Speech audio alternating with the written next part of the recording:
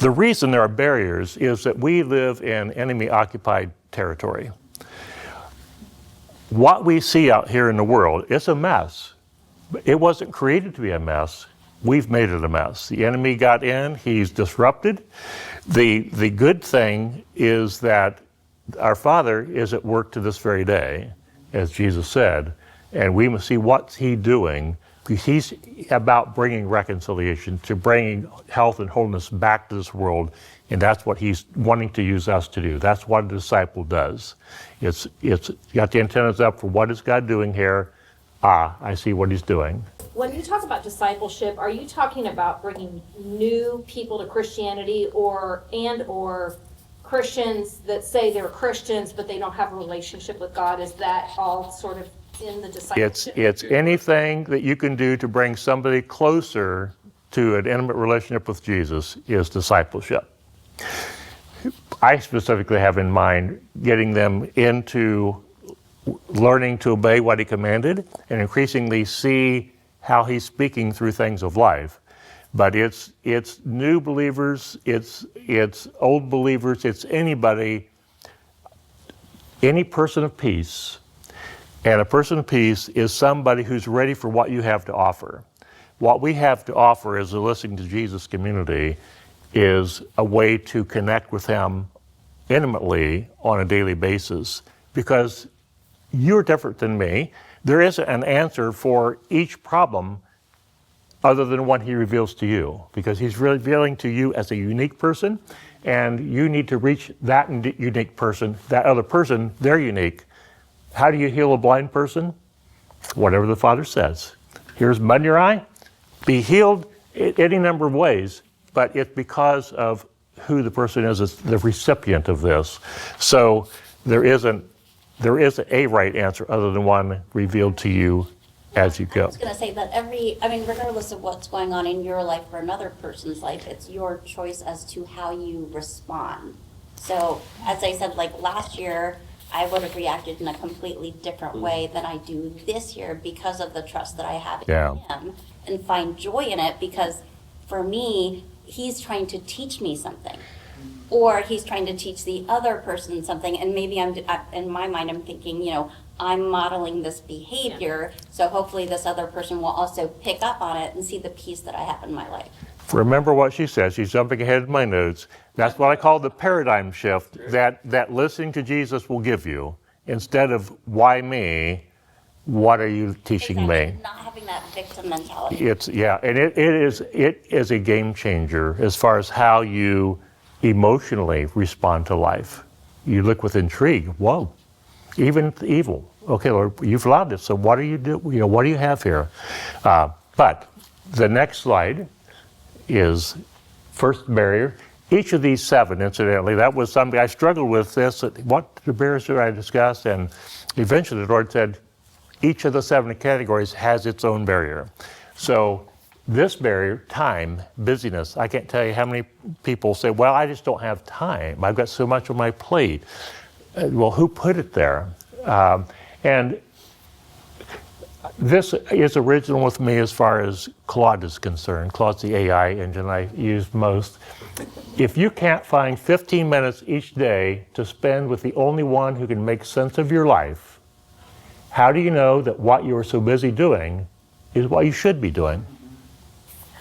What I found, the paradox of listening to Jesus, of taking that, I use 15 minutes again, it varies, but taking that time is it gives me more time. I have more capacity, time capacity, than anybody I know for somebody who works 2 full-time jobs. One full-time job is it's not really, none of my job 9 to 5, but the disciple making is 24/7. I have a lot of capacity. I'm not hurried. How often was Jesus in a hurry? 0 is the right answer. There's always time to do the will of God. I thought that was original with me, but Claude said, no, Elizabeth beat you to it. I have a corollary, though. There is only time to do the will of God. Because if you're not doing God's will, you're at least straying from the course, straying from your path a little bit. And so how do you overcome this? Well, one way is you make it a priority. Some people have found putting it on their calendar at whatever time works for you, 6:30 in the morning, I have an appointment with Jesus, I can't change that. So if somebody wants to schedule a meeting, say, well, I'm sorry, I had something scheduled and it can't be moved. So they protect the time. So make it a priority. Distraction. You know, I did change pockets on my speaker thing here, so I have my pocket idol here. So I can go through here and I can waste well more than 15 minutes if I let it. So we have this, now Jesus didn't have that problem. We do. And you never leave home without it, right? So we have things, distractions, the busyness, we have things to do at home, at work, in ministry, legitimate things. But listen to Jesus first. That's the Martha and Mary problem. Martha had stuff to do. Had Jesus come here, I better get to work. And Mary said, well, talk to me, Jesus, teach me. And I always thought, well, what if Martha had also sat there and listened? Food would have been served. He might have made it. Just think about that. But anyway, we want to be distracted. And some people don't. They feel uncomfortable with silence. You have to get over that. Father knows everything about you. You're not hiding anything from him. He loves you despite who you are. We are sinners saved by grace. Hopefully we sin less, but we are never going to be perfect in this life. And he loves us and will use us, even though we've fallen time after time. Part of the barrier, I think, is actually unbelief. I don't see Jesus sitting around this table here. No, that's not Jesus. I don't see the enemy. I don't see the enemy either. Now, he may or may not be here because he can't bilocate. God can bilocate. He's everywhere. But if I told you that right after this is over, Jesus in the flesh, going to be at Starbucks here on the intersection up here, where are you going to be? You weren't planning to be there. That's where you're going to be. Well, I'll tell you, he's here. He is here. And this morning in the reading I had, I always thought about Jesus going off to be alone to pray. But in what I was reading where he's saying, well, who do others say that I am? He was in prayer with his disciples there, but he was in prayer with the Father, even though the disciples were in that area. You're going to have that experience today. We're going to listen to Jesus with people around. But he did that, in the moment. He is always here. He is always available, 24/7, knocking at the door. And so often as you open it up, he will listen to you, and he will converse with you. Just have something to ask him. He loves questions. He seems to. So next slide will get us to truth. And thoughts come. They're coming into your mind. Where do they come from? You have over 10,000 thoughts a day. Some people say up to 60 or 70. I don't know who's counting, really, but 10,000 seems to be the low level of the thoughts. They can come from a number of sources, and this isn't only three, but these are the big three. They're going to either be God's voice, your voice, or the enemy's voice. I rarely say, I know God spoke to me. Sometimes it's pretty darn clear, but I say, well, I suspect this is what he is saying to me. And so God's voice is consistent with Scripture. He's not going to contradict himself. It may not be in the Bible, but it's consistent with what's in the Bible. It will bring perhaps conviction if you need to make a decision, and hope. It'll lead toward obedience. The big one here, I would underscore this, accompanied by peace. And that's, if you go to the other side, the enemy's voice, if it's condemnation, accusation, discouragement, that's coming from the pit of hell. That is not God speaking to you. But he will use people who don't know him very well. Yeah, that's God talking to you here. But I don't think this crowd will be taken in with that. But the fourth one, disguised as God's voice. He knows about you. He knows what can tempt you, and so he'll come with subtle ways to speak to you. And he used that with Peter, that he come wisdom with Jesus. So you're the Christ. Get thee behind me, Satan, within 2 verses. So Jesus could discern, yeah, that's not coming from my Father. That's coming from human wisdom and the enemy putting that into his mind. So it might be your voice. It is your head, by the way. And it might come from what you prefer. It may come from reasoning, and that's where you get to rationalization. Well, here's what God's saying. Well, I think he might have meant this. So we're not thinking things out in his presence. We're thinking things out in our presence. Emotions can come in play, but also be aware that he can use your desires. Just because you want something, give a preference, doesn't mean it's not God. He may use your legitimate desires, things you're attracted to lead you. So it is, I will say this one is trial and error. If you suspect it's God, you're uncertain, ask him to confirm it, and be willing to be a fool for Christ, to take a risk and to do what you think he's calling you to do. You're going to be wrong sometime. At least I have been, certainly. Can you give an example of like a scenario of the enemy's voice? Peter, Lord, this isn't going to happen to you. You're not going to be crucified. That was the enemy's voice coming through Peter. Peter, very impulsive, and said, I don't want Jesus dying on me here. So this won't happen. We'll keep this from happening. He's also the one that had the sword to cut off the ear of the person in the garden. Very protective sword, but impulsive. And so not listening, but acting first. So it can come, there's too many ways it can come. Trying to discern the voice of God, there have been a lot of books written on them. I've read a few. We don't have time here to get into much detail. So these are, so these are just ways to try to get closer to discerning. So trust runs underneath all of these, by the way. It's some level of lack of trust. I mentioned the trust in the goodness of God, but also trust in, some people have had horrible experiences. I had a homeless lady lived with us a couple of weeks, thanks to my number 2 son. And her mother committed suicide when she was 11. She's divorced, and that's just the beginning. And so how can I trust a God who allows this to happen? Well, again, we're in enemy-occupied territory. This is not the world the Father created. He allows this stuff, does not cause it. And so, but you can get a bad view of God and non-trusting because of not having enough information.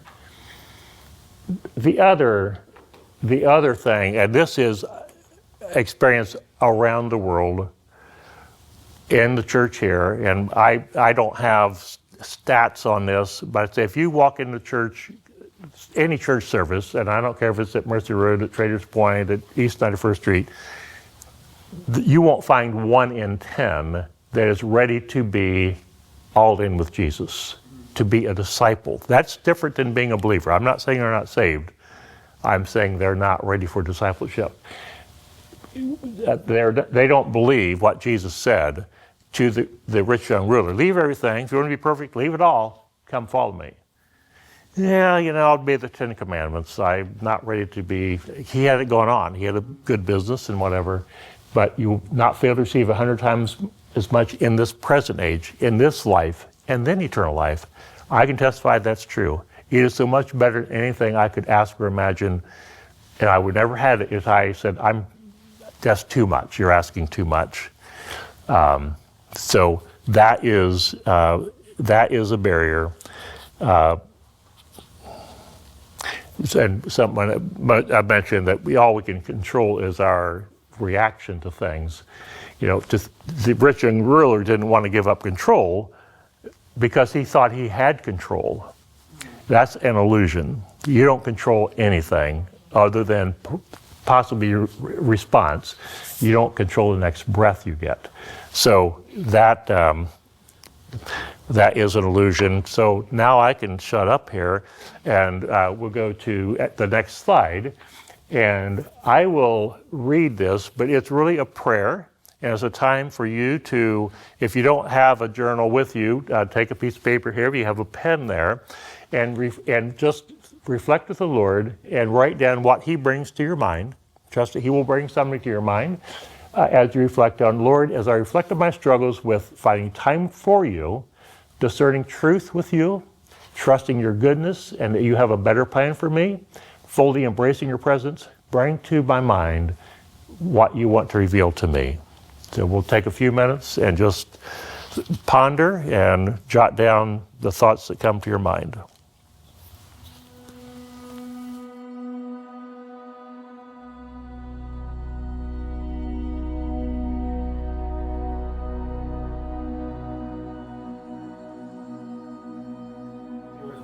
I mean, do you know that I go through all these things, I feel like health insurance, all the expenses that I have. How do I, Enneagram? Okay, I hate to cut short discussion, but in the interest of time, can you advance to the next slide? I got to surrender to the constraints we have. And surrender is conveniently the next topic to discuss here. And as I said before, trust underscores all of this. Trusting in He really is present here, of even His leading, what He's calling you to do, and that's, when I had the revelation, this guy was concerned about what would happen to his kids if he surrendered his life. I thought, well, of course, you're not going to willingly surrender your life to anybody or anything that you don't trust. Now, you might be at the force of a gun or whatever, but you're not willingly going to do it. In my business, I manage my own discretionary basis. If they don't trust me, they're not going to say, well, you can do whatever you want to, and within the constraints, but they have to have that level of trust to surrender to signing on the dotted line. Jesus asked us to do the same thing. So if you're going to obey God, you have to surrender something, either your time, your money, reputation even. And I listed a few things on here. And even in my own life, I could have come to Christ a lot earlier. I was 29 years old, almost 30. I had a Sunday school teacher that taught me what surrender of my life meant. And there were two barriers that I can recall coming back. One, I didn't want to be that goody-goody guy in high school and grade school. I want to be I wasn't really a bad boy, but I'm kind of a bad boy. And I wasn't ready to give up control of that. But the other thing that concerned me, this lady had a mission, at least occasionally she'd gone to Africa. I thought, he might send me to Africa. There is no way I'm ready for that. So I was afraid he'd send me to Africa. And so that held me back.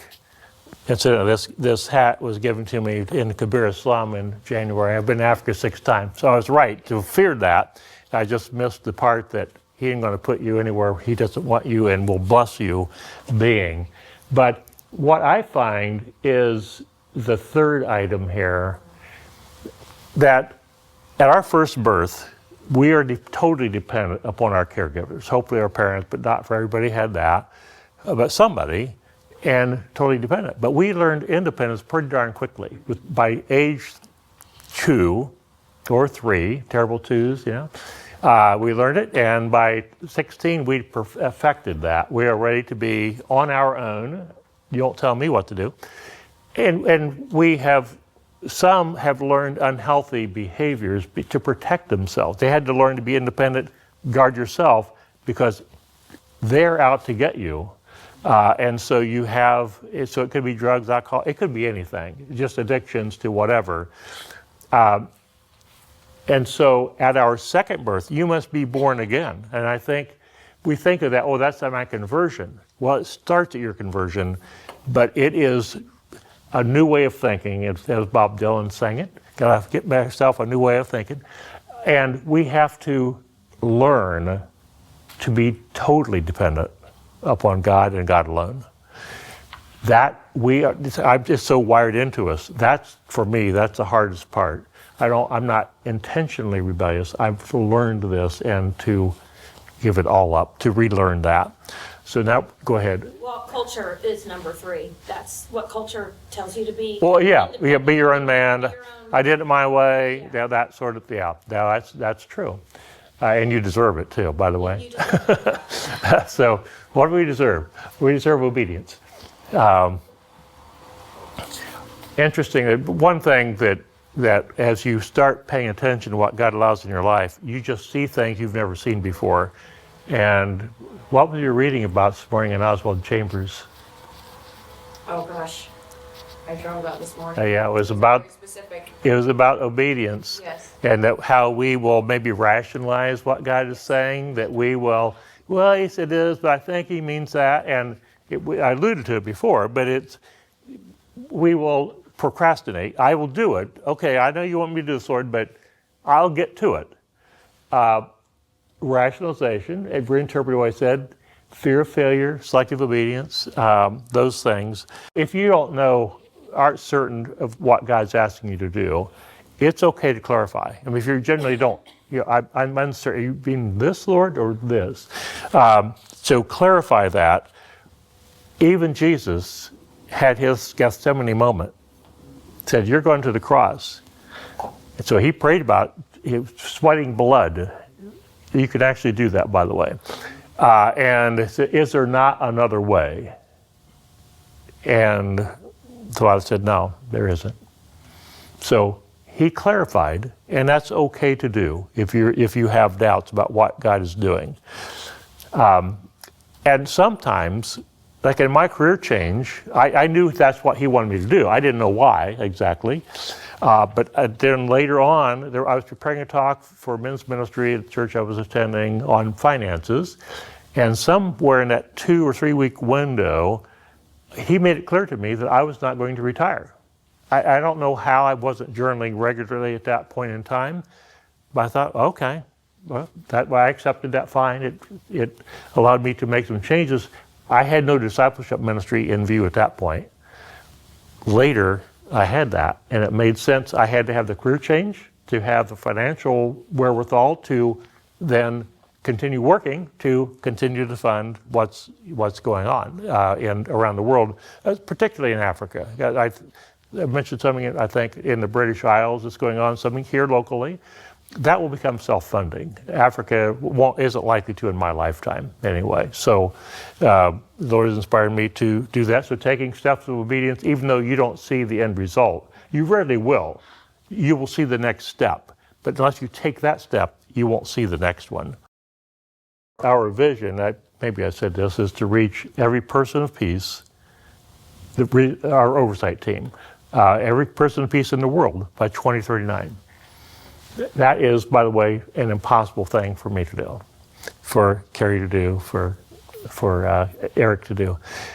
But I feel like God inspired that. He didn't say, I'm going to live to 2039. That's going to be, I'm getting up there now. That'll be even more so. But what I understand he was me to plan is if we're going to do this, and he reminded me, by the way, nothing is impossible with me.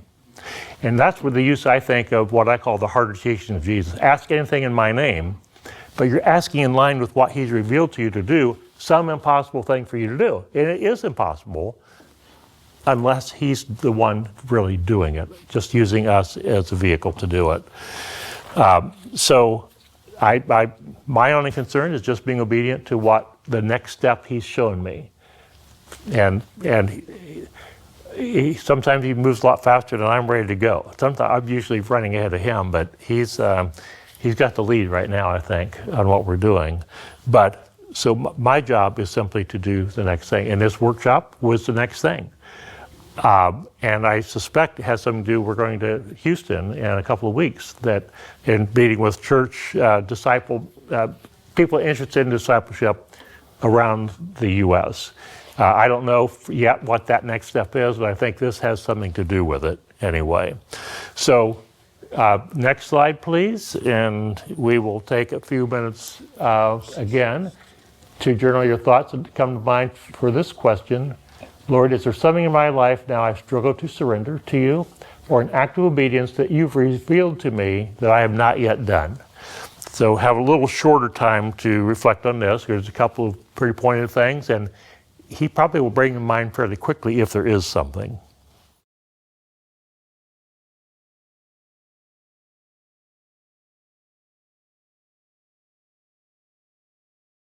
So again, just share the two of you, pair up again, and just what did the Lord bring to your mind as far as either a struggle that you have with specific surrender or obedience, if you're willing to share. Again, maybe something else, yeah, I'm not going to share this, but so share generally if that's the case. As I mentioned earlier, is procrastination of not procrastinating something. Yes, and he's giving you. So we are now ready for reconcile. And this is where all this is heading. It's time with Jesus, listening to him, the surrender of obedience. He wants you to find the ripe fruit that's out there. And he wants you to be the ripe fruit that's out there. So there's three aspects to reconciliation. The first one is the one I first identified, evangelize. That's why it was an E word. But he wants that. He wants new believers. I think as far as Abby's question, who we're looking for with this, I think the potentially ripest fruit are people who are not yet following Jesus at all. They may be ripe fruit all ready to be plucked off the tree. The other most likely suspect are people already involved in ministry because they've sensed the call at some level, but they need something to help them go deeper. And so I think they're ready for discipleship. They may just need a little guidance. The person in the pew has been attending for 20 years, goes to Bible studies, and maybe in a small group of some sort, get together and socialize. Probably not. But you'll be some there. Potentially anybody. Just keep your antenna tuned for who it might be. So bringing other people into a relationship. You to others is a relationship in your life that's broken. A hard conversation you need to have, something you need to heal, forgive. And Jesus forgave them for doing what shouldn't have been done to them. They know not what they're doing. Anybody who does anything to create a rift really doesn't understand what they're doing, the significance of that. So forgive and bring restoration. Go to the people if that's what God puts on your mind. One fellow, an African pastor, was introduced just to the book with a guy from the Navigators, and he gave a testimony. He said, "This, I think, is the hardest book I've ever gone through, not because of the content, but because of the obedience required." That apparently he had a rift with the relationship with his father, and it healed that. So that it almost brings tears to my eyes when I hear those sorts of things. Like, thank you, Jesus. And so you to God, sanctification, being conformed to God's image. He wants us to look increasingly like God, like Jesus. And he can reveal things in our lives that blind spots to us, he can bring them to light. So that's what he's doing. And one person, we mentioned forgiveness in the previous one, one person that's hardest for most people to forgive, if it's needed, is themselves. We've all done things that we could reflect on and say, wow. And you can't forgive yourself because you're the one that did it. It wasn't them doing it to you. God forgives you. He just forgives you. And that is part of the good news. That's great news. In my Damascus Road conversion, middle of the night, reading scriptures, and there's a backstory to that, but I was reading in Luke 7:48, sinful woman at Jesus' feet, your sins are forgiven. I heard that. I mean, it wasn't, I didn't imagine, I heard that, and I felt like a 200-pound weight just came off my chest. I fell over in tears. I can't explain it, but I had done decades worth of bad stuff. So I was a bad boy in a sense, prodigal son. He forgives anything. We just come to him to accept the gift he has. Question. Yep. So what if I'm one of these that have really struggled with this all my life. I'm doing better now. I truly understand how much the Lord loves me. Yeah. but I have that critical voice. It's the enemy, and I do know Yeah. that. That lies within, because it's feisty. And I work with a lot of people that are also on that level of just, they get that God loves them. But I wonder, when you're dealing with all of this and you're making disciples and you're helping people get to that deeper level, how do you work with someone or help them when that critical voice it just rears its ugly? Yeah. Well, the one thing that you apparently have done is recognize it is from the pit of hell. It isn't God. So that's one thing, and helping people walk through that. But I will say, I have very few answers. I have answers for me that God reveals to me. And that's part of, to me, is paying attention to what we'll get to. The second question we had, what are you saying to me through what you allowed? That is where God is going to ultimately speak to you most directly, is these things, and we may have the same experience. He will speak to us differently from that experience. What's he saying to me? And he's working something in your life that he knows, and he knows what you need. He knows how you hear. And so he will engineer things that will resonate with you. And so I just say, pay attention, continue listening to Jesus, and continue reflecting with him on things. I will share one story. When Eric and Nick, that was my film crew, to Africa, and we were at the airport getting B-roll background roll. I figured that out myself. But there's that sculpture out there that's it's a script N-D-Y, like Indy, so it doesn't have the I. You become the I, the film up. So they got me standing there. Well, Eric was standing there, and I'm off to the side. And a lady about David's age, he said, "Excuse me." Yeah, old. Not as old as me, but old. But I happen to know how old he is. So that because she's exactly your age, actually. But she said, "Do you work here?" And I thought for a second. I said, "Yeah, as a matter of fact, I do." I said, "I have 2 full-time jobs. One's managing money. That's not what I'm doing here.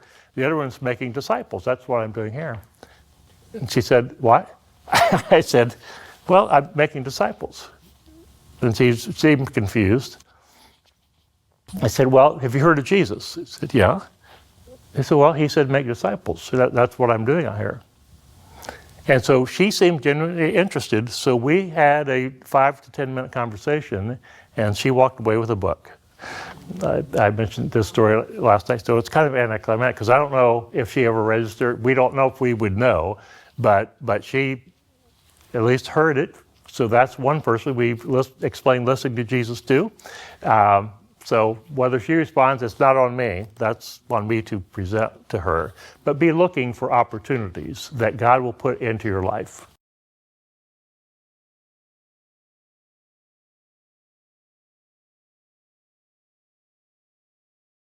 We're going to have Perry give a brief testimony because I've had 25 years or so of this, and she's had more like 3. So what's it meant to you, and do you have anything else you'd like to share? Yes, like Joe said, I've been listening to Jesus and practicing this for about 3 years, but it was a good year before that Joe and another one of my good friends, Dan, had invited me to do it. But back then, I consulted with me, myself, and I said, "I'm too busy. I've got 2 young kids. I don't have time to do another whatever it was." But after a year of them just continually checking in, I did say yes. And I can say listening to Jesus has been such a blessing. It is a gift, and it has completely changed my life. Even, past 20 years of my adult life, I have gotten up early, read the Bible, attended church. I've led in the cafe. I've attended small groups, thinking I was doing all the things I was supposed to be doing. But what I realized was I was doing all the talking, and I was not doing any listening or creating any space to hear what Jesus was trying to tell me through my circumstances. And just by nature, I am a very routine, schedule, checklist. I like my days to go the way that I've planned them. And when I did not check all the boxes off my list, and when my day went differently than I thought, I would get stressed and I would get anxious. And that is one thing that this has taught me, is that I now, every day, I surrender my day to Jesus. I surrender my to-do list. And when things don't go the way, not only do I have peace about it, but I can also ask him, Jesus, what am I supposed to be learning? What are you teaching me through all this? And I will share, again, I've been doing this for 3 years, but the last 3 months of my life has been the most difficult part of my life. My sister, who's one of my best friends, has been out of the blue diagnosed with stage 4 terminal cancer. And there's no way I could walk through this season with her with as much peace that I've been given. And I'm being able to lead and walk her. She's a believer, but not exactly to the extent that the conversations we've had.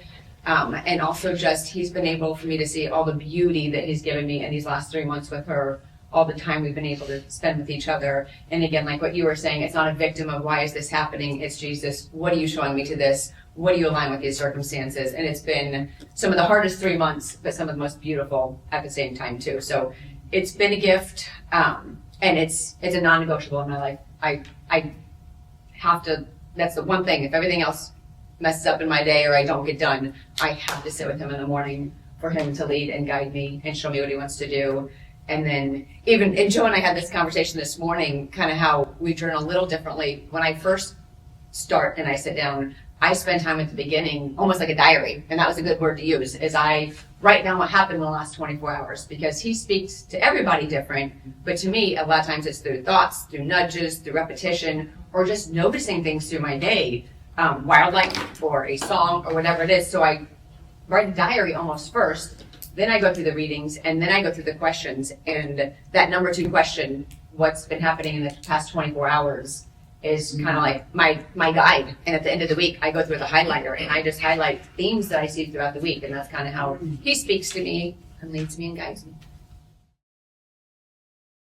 Come to me, all you who are weary and burdened, and I will give you rest. Don't you feel better already? Take my yoke upon you and learn from me, for I am gentle and humble in heart, and you will find rest for your souls. For my yoke is easy and my burden is light. So just ponder that, maybe reread it, and what is the Lord, what's he bringing to your mind? What's he saying to you? What's he revealing to you out of the scripture? But one of the things I struggle with is like work stress. It can linger, it can really kind of eat at me, or especially if I feel like I get something wrong, like it can be on repeat in my head for a while. But reading this morning and going through this exercise, it's kind of like, and my word for the year is abide. Mm-hmm. So what I'm hearing today is that, hey, this is the recipe to abide. And if I first come to him, so first I'm being obedient, coming to him, and then 2, I take his yoke. To me, that's abiding, right? Whatever that yoke is for today. Yep. And then learn from me is reconcile. What are you teaching me through this, right? And that's drawing me closer to him, and then potentially also, what he wants me to do outwardly with it to others, or to myself, Right. for myself. Well, I've said somebody that every morning, as you go through the exercise, and not necessarily the verse, but the next part of this, it's about you, but it's about you and your relationship with him, and him developing you. And the way he makes it clear to me is the next exercise. Flip that up here. This is question 2. It's stated differently than the bookmark. This is how it is in the book, actually. And by the way, if like the things of life that come to us, your life comes at you fast. Remember that commercial? It does. So you have your sister, stage 4. Oh, wow, I did not see that. My brother-in-law, who died 6 months ago, I was out to dinner with he and his wife, my wife and he, really enjoyed the time. So I'm going to do this regularly with them. He was diagnosed with prostate cancer, which I think of being slow moving. He's dead today. He died a week ago. And so life comes at you fast. I wished I could have prayed, fasted, and saved Mark's life. He's a great guy. A man of God. I'm sure he's in the arms of Jesus, or, in heaven now. But I couldn't do that. I prayed for Julie. I don't know. There's hope, still hope. But we don't know. It's not in our hands. It's our hands to obey what he's calling us to do, and he will speak specifically to us through what he allows in our life. So what he said to me through thoughts, circumstances, conversations, emotions, the work of the enemy. As you reflect on these things, and what I do is on my sheet, what you see in front of that 8.5 by 11 paper, that's my journal paper. So for each day, I put in, here's my readings of the day, here's the date, and I put to the left H, middle W, right-hand side M, homework and ministry. So what happens? For this exercise, think about the last 24 hours and what in particular stands out. What one thing or one theme, because sometimes you see a whole picture here of what he's painting, and other times it's one thing. So what is the one thing that stands out? And now spend some time, okay, Lord, this happened. Talk to me. What are you wanting me to see here, to know here? Is something I should be doing? Just have a conversation about that thing that stood out.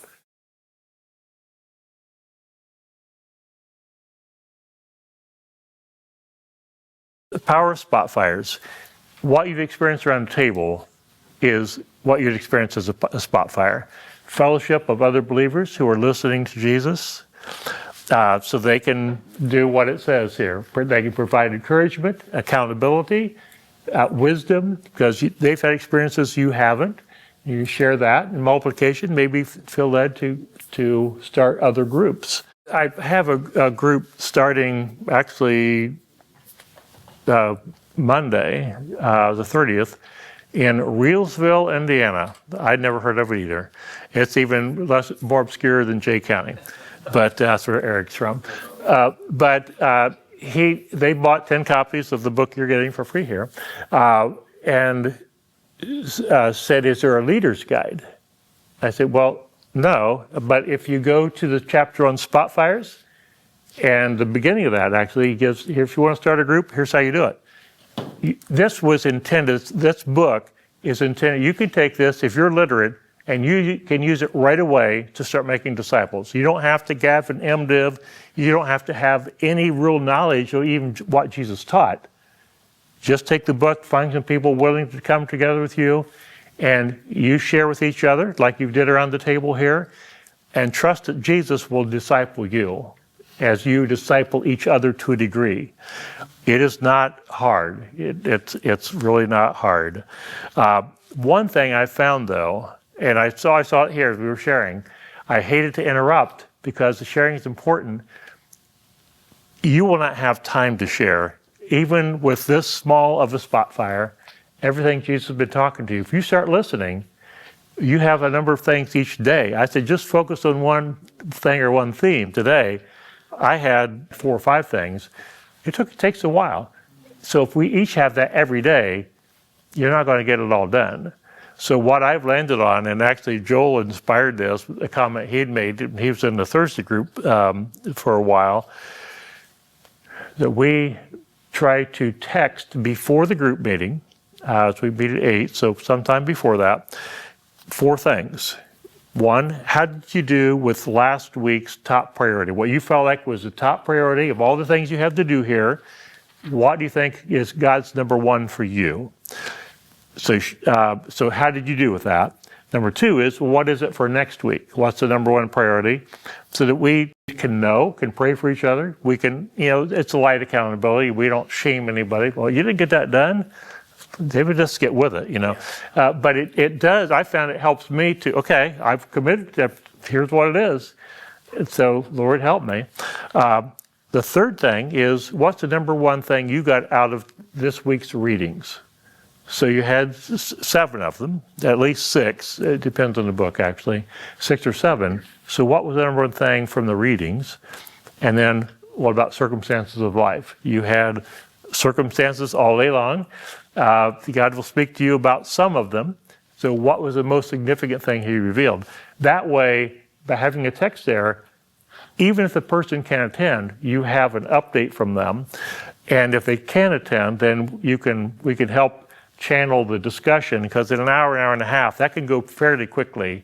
if you're trying to share that. So what is the important things to be shared with that? So hopefully you gain something from this, but the book has a lot more in it that we don't have time to cover. That this is the skeleton that anybody can take and use and put their sinews and muscles on it from their life.